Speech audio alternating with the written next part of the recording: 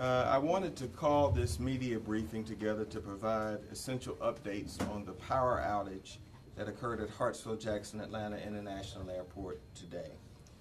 First and most importantly, I want to express my sincere apologies to the thousands of passengers whose day has been disrupted in this manner. We certainly understand that the outage has caused frustration and anger, and we are doing everything that we can to get folks back home right away. I want you to know that me and my team have been working diligently with our partners at Georgia Power and other agencies to get the airport back up and running. Our top priority has been safety and security throughout this event, and we're currently conducting a security sweep at Hartsfield-Jackson Airport at this time. There is no evidence to suggest that the fire was caused deliberately. Even so, we're taking this matter extremely seriously and making sure that after this fire event occurred, that the airport is safe and secure to begin operating. So here is what we know right now. On the campus today, one of Georgia Power's 3 substations had a fire. There are 2 substations that power Hartsfield-Jackson Airport, and at about 1:06 p.m. a power outage occurred at the airport. Georgia Power Systems noticed this between 12:30 and 12:45. At that time, our fire units were dispatched and arrived on the scene within 4 minutes. Because of the intensity of the heat, it took approximately 1.5 hours to 2 hours to make sure that the fire was adequately contained. And here's something that everybody at home needs to know. Georgia Power's personnel could not access the tunnels until we made sure that the fire, which was an electrical fire, was completely put out.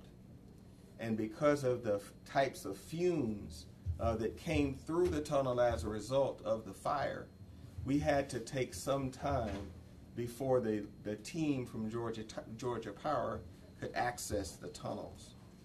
And so once they were able to access the tunnels, they were able to go in and make an assessment, which really put that activity at around 3 to 4 o'clock today. They then began to immediately make repairs to get the system up and running, and we have Concourse F up at this time. The remainder of the repair work is being done right now, and we fully anticipate that Hartsfield-Jackson Airport will be fully operational by 12 a.m. Tonight. I have Bentina Terry with me. She is the Senior Vice President for the Northwest Region for Georgia Power. I also have the leader of the airport, Roosevelt Council, who have joined me to discuss what is going on the campus. So right now we're just focusing on the comfort of our passengers, because we know that they have had a very, very long and difficult day. I just spoke with Dan Cathy, who owns the Chick-fil-A company, so we're mobilizing meals for the thousands of passengers who have been stranded. I also received a call from Governor Deal, who has sent 24 state troopers to help coordinate passenger traffic for those passengers who wanted to use MARTA to make it back home.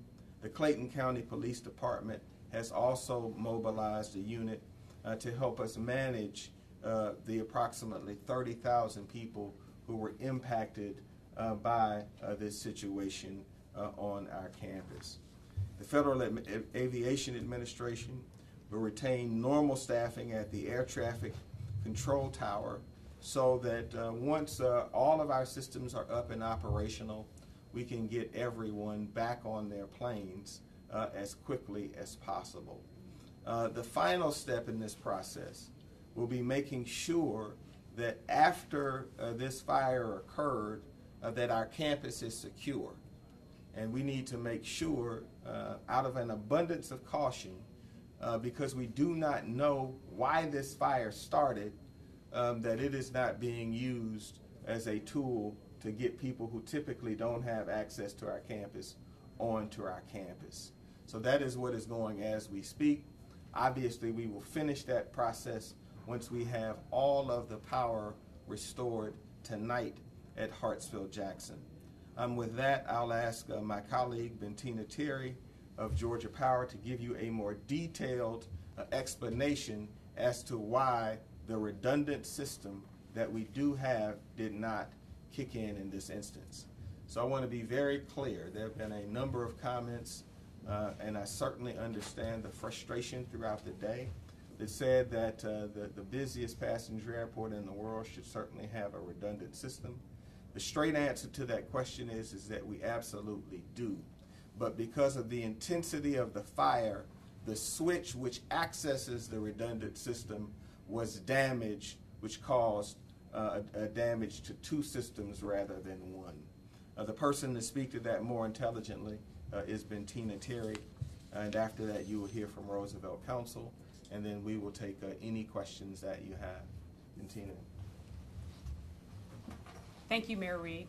As Mayor Reed mentioned, today at about 12:38 p.m., Georgia Power noticed a fault on its system, and several of the multiple power sources that feed the airport went down. So we noticed outages on our system. After some time, it was determined that there was a fire on our system in the tunnels where our system is, in the underground facilities for the airport. That fire caused multiple faults on our system, and those faults affected the multiple power sources that we have for the airport. The airport, as Mayor Reed stated, has a very redundant system, very robust system. After we were able to determine that there had been a fire, that fire had been extinguished, we were able to isolate that part of our system and work on restoring power to our customers. Right now, we don't know the cause of the fire. It will take some time to investigate it. We are more focused at this time on restoring power to the airport so that the customers and the passengers of the airport can get on their way. Thank you.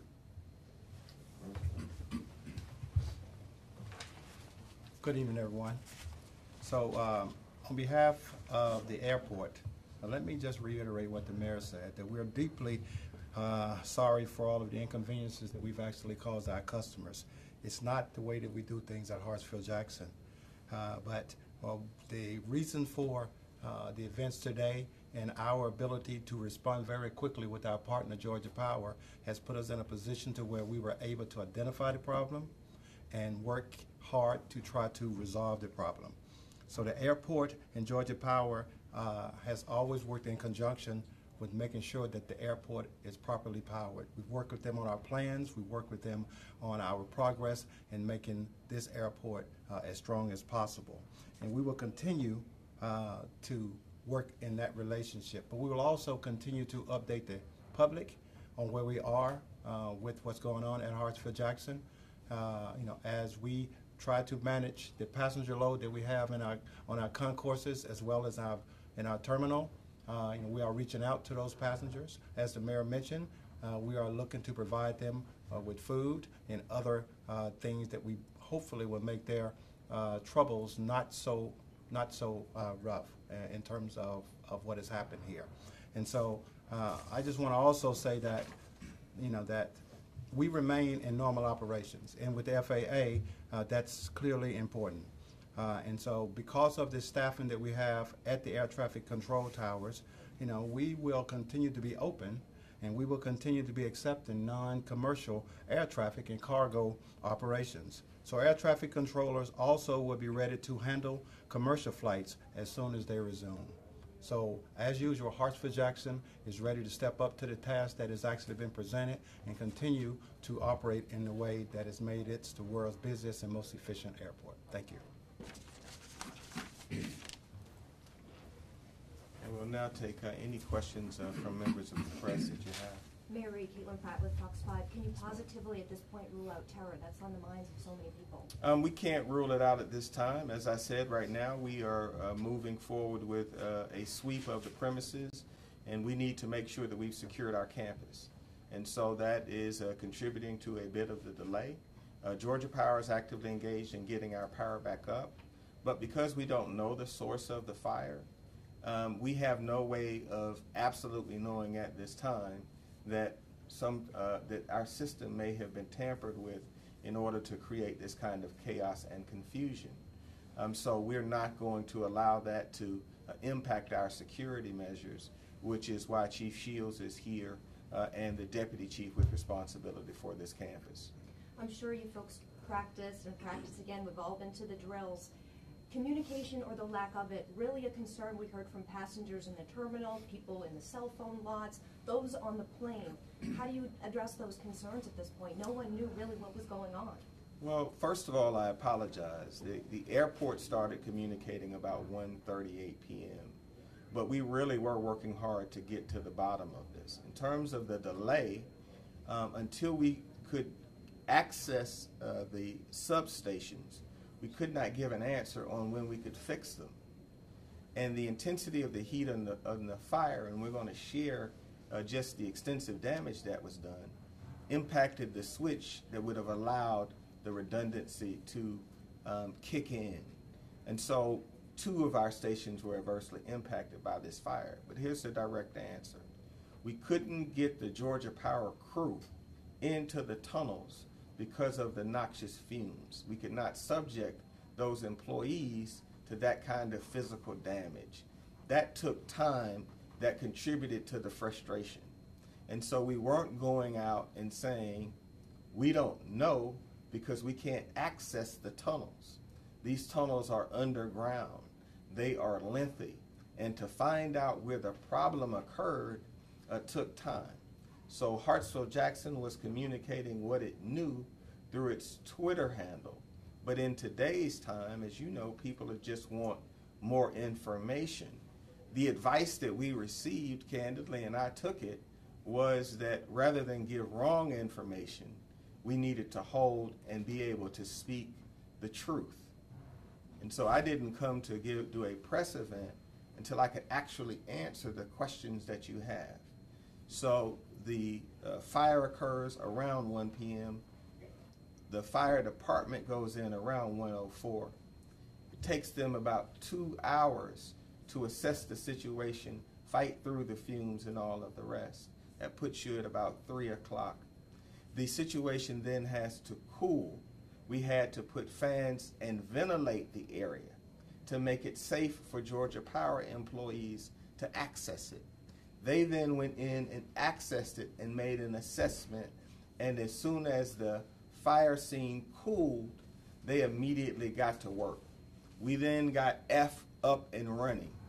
And so the decision that we had to make was whether we were going to try to unload 30,000 people out of Hartsfield-Jackson once we had some sense that we would have the airport open by midnight. So what we did was to respond to the passengers who wanted to leave right away on MARTA. We did that. We provided shelters. And then because the power was out, it impacted our ability to provide food and comfort. We immediately started distributing water. But this was a situation where the judgment, as angry and frustrated as people were, was better to keep the folks on the facility to the extent that we could. We can always do a better job of communicating, but whenever you have thousands of passengers who are stuck on planes, I really don't believe that there's any pleasant message other than we have the power restored, and this is when we're going to have the airport fully operational so that you can move on with your lives. As Ms. Terry can tell you, these kinds of fires are very rare with our substations, certainly with Georgia Power. I can't give you a number, but it is an extremely rare occurrence. But I want to be very clear. We do have a redundant system, but it was impacted by the intensity of the fire. Yes, ma'am. Yes, I just wanted to ask, you talked about the evacuations and providing meals and services. Exactly where are people going who need somewhere to stay tonight, and what exactly are you providing for them? So we have mobilized the Georgia International Convention Center, which is about an 8-minute drive from where we stand right now. And the Georgia International Convention Center can accommodate 8,000 to 10,000 individuals. We will provide shuttles and bus service to the Georgia International Convention Center. A number of people are accessing MARTA directly to access downtown hotels because that's a choice that they have made. We have facilitated that. And then we've called our partners at the Georgia World Congress Center to make additional arrangements available. And then finally, there are a number of people who've made the decision to stay inside of the airport and stay there and wait for the power to be restored because they want to get on their flights right away. All of our airline partners are already working to rebook their passengers as we speak. Mayor, do we know how long that will take, though? How long passengers will be delayed because of the rebooking process? Our sense is that it will take 6 to 8 hours to clear the system out. The only good part of this, if there's any good in it, was that this was on a Sunday rather than one of our high volume days like a Monday or Tuesday. So because it was on a Sunday, our volume was significantly lower than it would typically be. Once that power is restored, how long will it take before that first flight can go out? You'd have to, I don't want to guess. I know the folks at Georgia Power are just working so hard just to get the all-go sign on and to have power fully restored. Delta will certainly have a statement. Southwest and our other airline partners will have a statement shortly after our press event. What we all decided was it was important for me to explain in detail how we got where we are, but to be able to give you an answer on a road forward. So just let me be clear. Between 1 and 4 p.m. today, there really was no accurate information to provide you.